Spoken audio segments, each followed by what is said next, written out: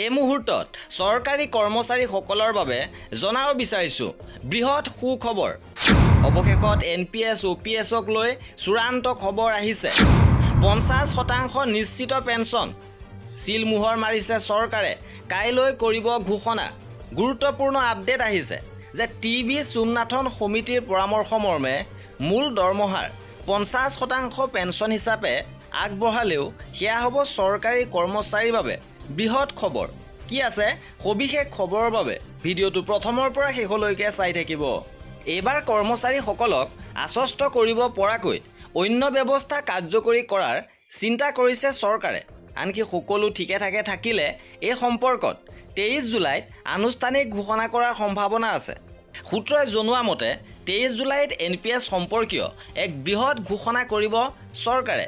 যদিও অসমকে ধৰি দেশৰ বিভিন্ন প্ৰান্তৰ NPS কৰ্মচাৰীসকলে দাবী উত্থাপন কৰি আহিছে OPS পুনৰ প্ৰৱৰ্তন কৰাৰ বাবে। আনকি ইয়াক লৈ বিভিন্ন গণতান্ত্ৰিক প্ৰতিবাদী কাৰ্যসূচী চলি আহিছে। ইয়াৰ মূল কাৰণ হিচাপে বহু কৰ্মচাৰীয়ে লাভ কৰা নগণ্য পেঞ্চনৰ প্ৰসংগ উত্থাপন কৰি OPS অৱসৰকালীন জীৱনৰ লাখুটি বুলিও কোৱা হৈছে আৰু NPS কৰ্মচাৰীৰ তৰফৰ পৰা। কিন্তু চৰকাৰে NPS কৰ্মচাৰীৰ এনে দাবীক লৈ কোনো ভূক্ষেপ নকৰা বুলি বিভিন্ন সময়ত চৰ্চা হোৱা পৰিলক্ষিত হয়। আৰু তেনে সময়তে কেন্দ্ৰীয় চৰকাৰে শেহতীয়াকৈ NPSক লৈ গুৰুত্বপূৰ্ণ আৰু বৃহৎ সিদ্ধান্ত কাৰ্যকৰী কৰাৰ দিশত আগবাঢ়িছে। এই তথ্য সদৰি কৰি দিল্লীৰ এটা সূত্ৰই জানিবলৈ দিয়া মতে কোনো কাৰণতে NPS বাতিল কৰিবলৈ ৰাজি নহয় কেন্দ্ৰীয় চৰকাৰ। অৱশ্যে ইয়াৰ বিপৰীতে দেশৰ NPS কৰ্মচাৰীক আশ্বস্ত কৰাৰ প্ৰয়াসেৰে কিছু অন্য চিন্তা চৰ্চা কাৰ্যকৰী কৰাৰ দিশত আগবাঢ়িছে। সেই মৰ্মে সম্ভাৱনা আছে যে NPS নীতিৰ অচিৰে সালসলনি ঘটাব।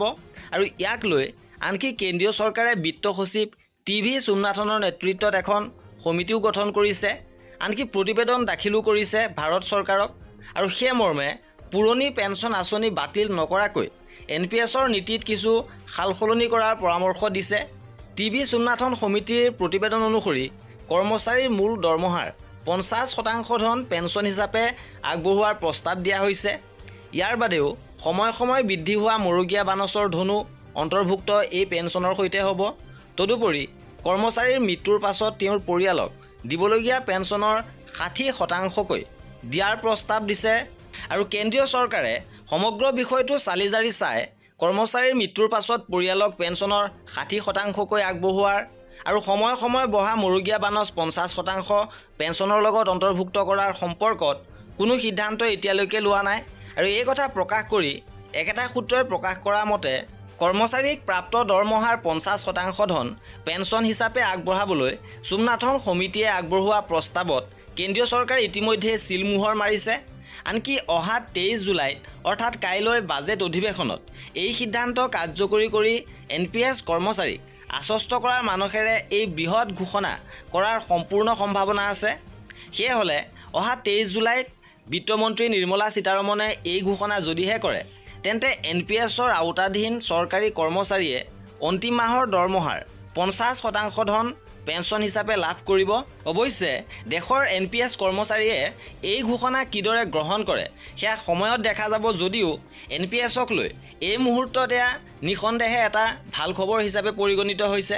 আৰু কৰ্মচাৰীসকলৰ প্ৰতিটো আপডেট পাই থাকিবৰ বাবে আমাৰ চেনেলটো ছাবস্ক্ৰাইব কৰি ৰাখিব। ভিডিঅ'টো শেষলৈকে চোৱাৰ বাবে বহুত ধন্যবাদ।